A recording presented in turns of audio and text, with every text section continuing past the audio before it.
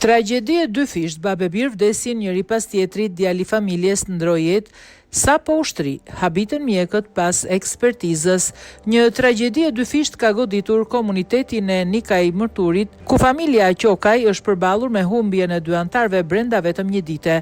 I pari që u nda nga jeta ishte 88 vjeçari Ndue Martin Qokaj. Lajmin për vdekjen e tatit edhe ai biri, besniku i cili një ditë më parë kishte kërkuar publikimin e njoftimit mortor. Askush nuk e kishte menduar se brenda 24 orëve të njëjtët njerëz do të duhet të njoftonin edhe vdekjen e tij, duke kthyer dhimbjen e familjes Qokaj në një tragjedi të dyfisht që ka tronditur mbar komunitetin.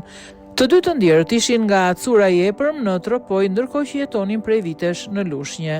Familja Qokaj e përbër nga 6 djemt e ka përjetuar keqndarjen nga jeta të kryefamiljarit, ndërkohë që besnik Qokaj ishte djali i tretë i familjes.